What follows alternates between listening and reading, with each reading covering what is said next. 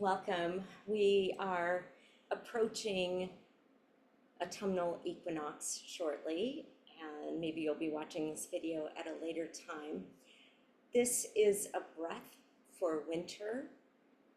Of course, it can be done anytime during the year, anytime you want to elevate your energy, you want to strengthen your electromagnetic field, your aura, increase your lung capacity, and just overall feel good.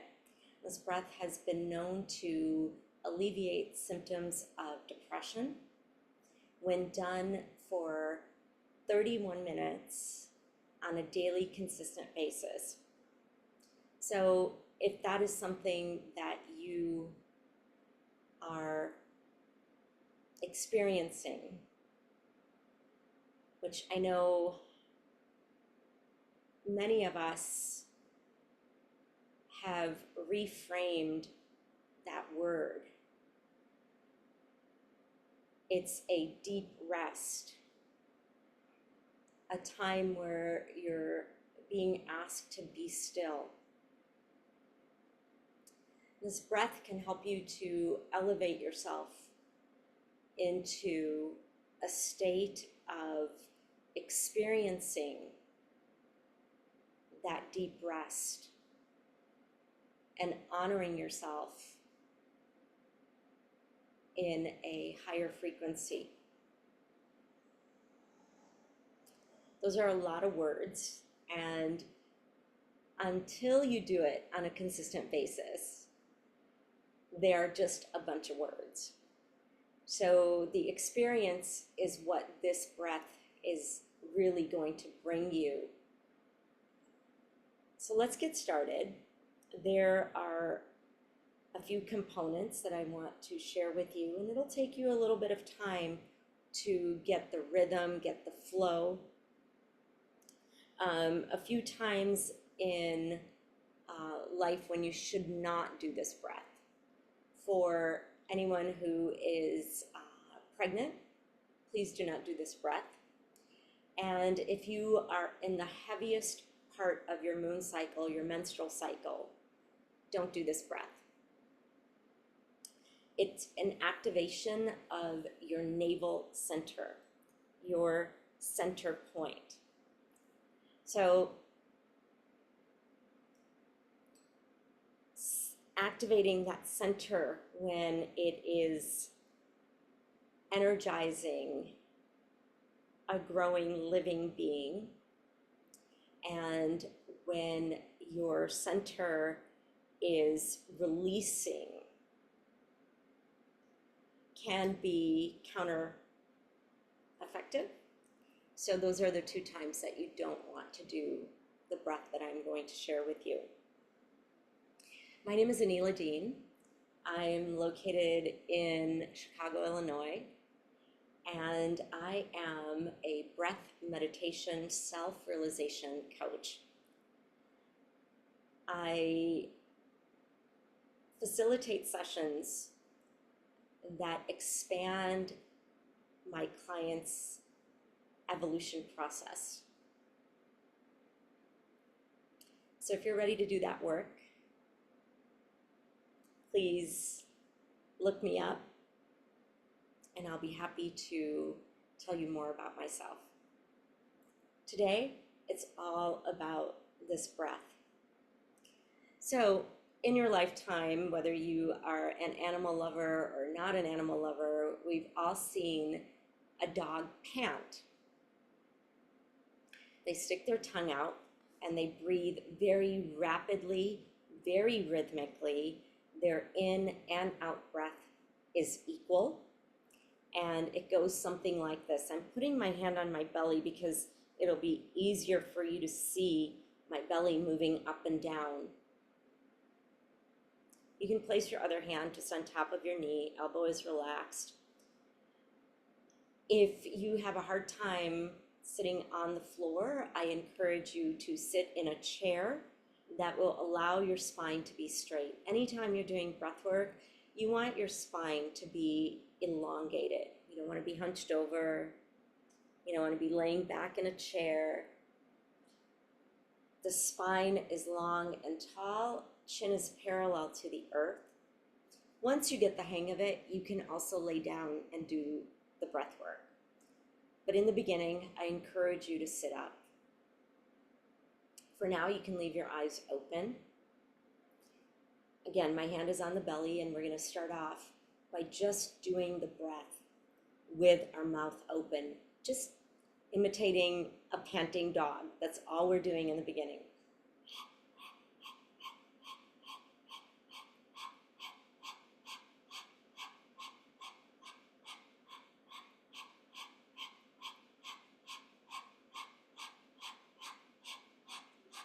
Go ahead and bring your tongue back in your mouth and close your mouth and swallow the saliva that you just produced. So that saliva that you just produced is a great sign of activation of your glandular system. Our glands are known as the guardians of our health, and glandular health is extremely important to our immune system, to our mental health, to our metabolism, to our digestive system, to our sexual health, to our sexual well-being, and to our overall energy.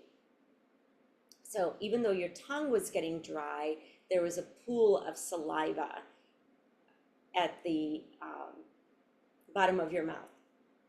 And that's really a big deal. And if you didn't produce that saliva on the bottom of your mouth, that means that your glands definitely are experiencing a hard time. Your glandular system may not be functioning at its optimal. You can try this breath, which will increase the activation of your glandular system. I would also encourage you to speak to a holistic medical professional to make sure that your glands are in good health. Okay, so now, this breath is an equal inhalation, equal exhalation. Here's the key. The exhalation is active, the inhalation is passive. And what do I mean by that? When I'm exhaling, the fact that I'm pulling my belly in expels my breath out of my body. In order to breathe in, all I'm doing is relaxing my belly. So we're going to do it slower this time. Please make sure your in and out breath are equal. Through the nose this time. Pull your belly in as the breath leaves your nose. Relax the belly and you just breathe in. There's no extra effort to bring the breath in through the nose. All you're doing is relaxing your belly and your body brings the breath in. So let's do that for a couple of rounds.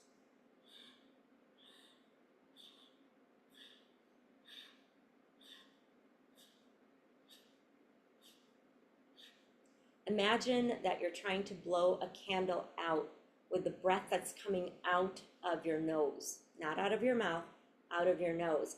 It would be a powerful breath because you're trying to blow a candle out.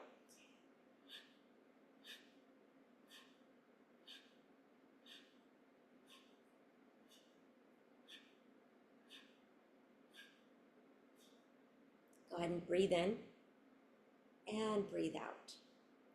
If you don't do a lot of work with your belly, you're going to feel the muscles, the abdominal muscles, getting worked out. So we're going to do this for 5 times, 1 minute each. So 5 rounds for just around a minute each.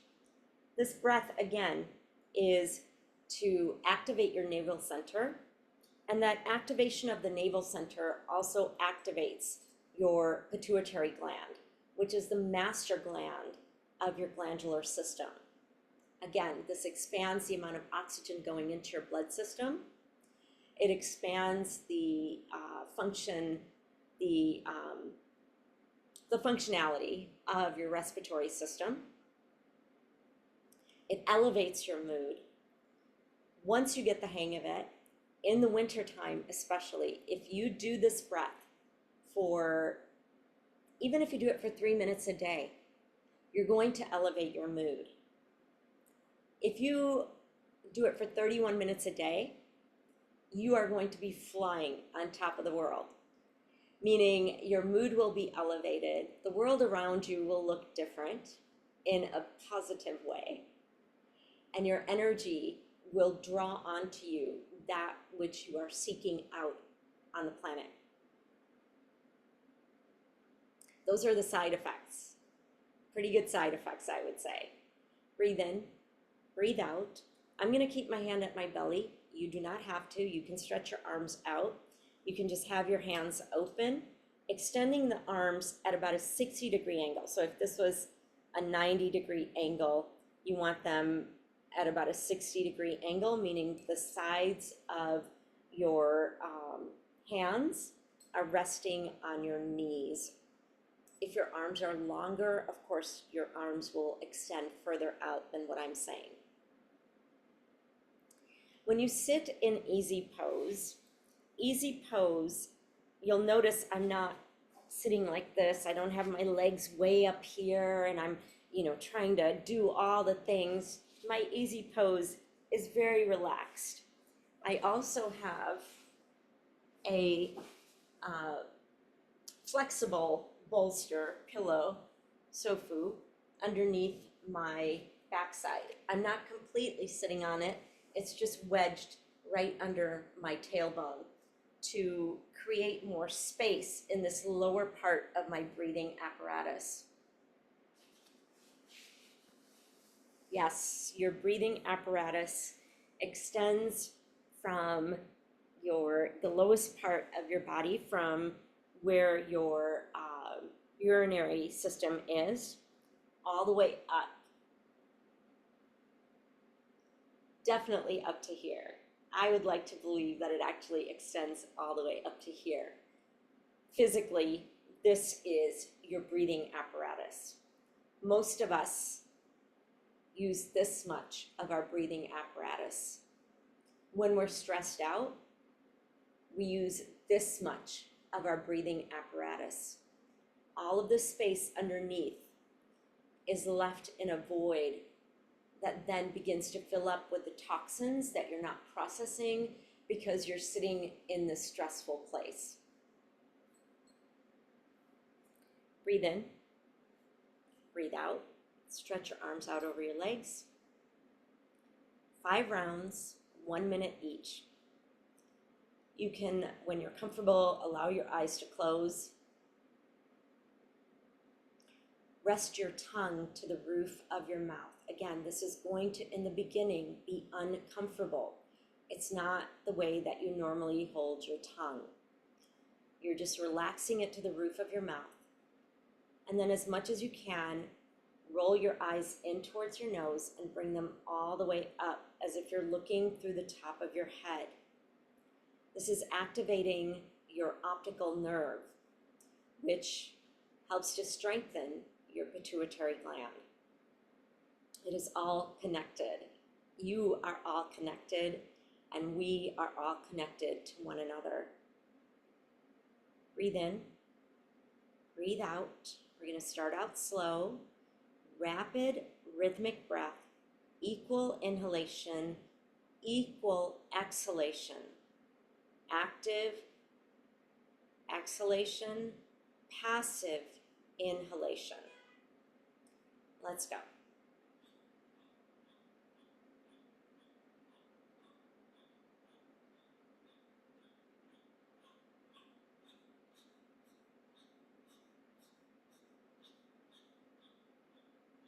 Keep going. You'll hear me do a little bit of talking. I want you to keep going with the breath. If you naturally need to take a break by breathing in, breathing out, breathing in, breathing out, and then coming back to the breath of fire. This is an equal exhalation of the breath through both of your nostrils. Push the breath out through both nostrils, like you're trying to blow a candle out. Okay, breathe in, breathe out. Breathe in. Breathe out. Now, pull your belly in to push the breath out. Relax your belly to let the breath in. Pull your belly in, pushing the breath out. Relax your belly to let the breath in. Pull your belly in, the breath goes out. Relax your belly, the breath comes back in. Let's do the breath of fire again.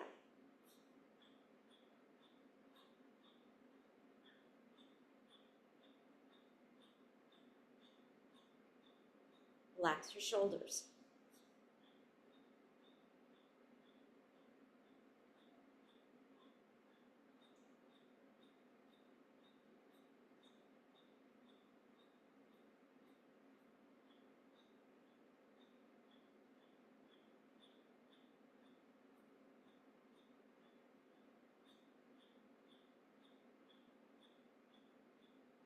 Keep your spine lifted up nice and tall.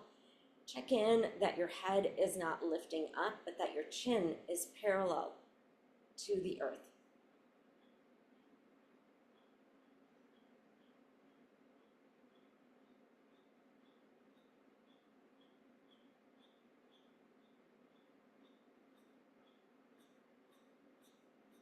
It's a very short little breath. Equal inhalation, equal exhalation. Active exhalation, passive inhalation. Pause. Breathe in. Breathe out. Breathe in. Breathe out. And again, breath of fire.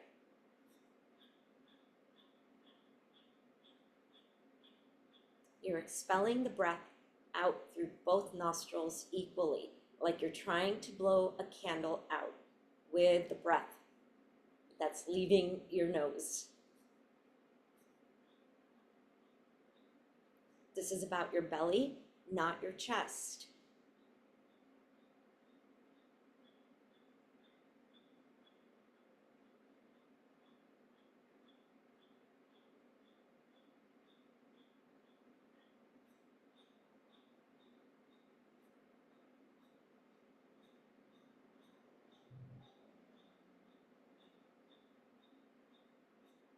Breathe in through the nose, breathe out through the nose. Breathe in, breathe out. Again, breath of fire. Use your breath. What happens sometimes in the beginning is that people will breathe in and then pump their navel, but their breath is paused the whole time. That is not the breath of fire. You're breathing the entire time. Tiny little exhalation, tiny little inhalation. Activating the navel as you expel the breath out of your nose, relaxing the navel as you allow the breath to come in.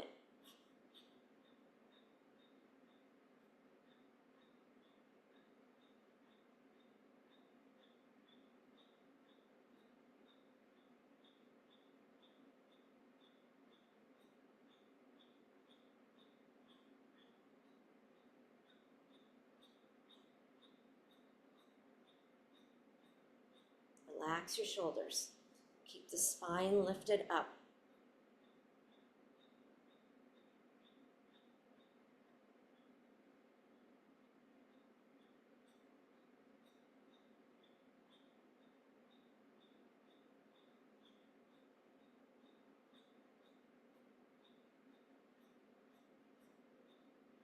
Breathe in, breathe out.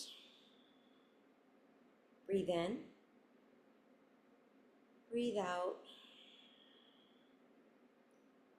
And again, breath of fire.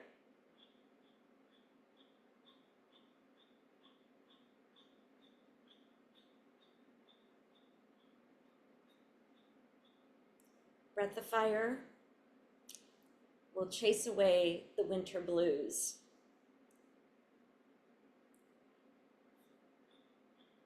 You can make breath of fire a part of your light therapy if you do light therapy.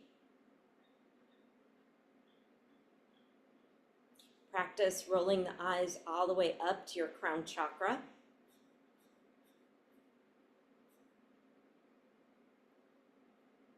If you have digestive issues, the breath of fire will help with correcting digestive issues when done on a regular basis. It's just like anything else. No one went to the gym one day and got a six-pack ab. In that same way, you can't just do a breath work once and think that that is done. You have to have a consistent practice.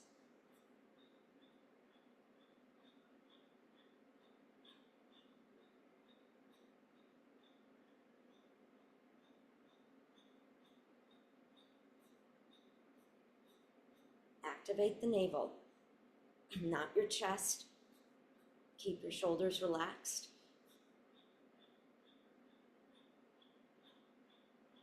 Tongue is resting at the roof of your mouth.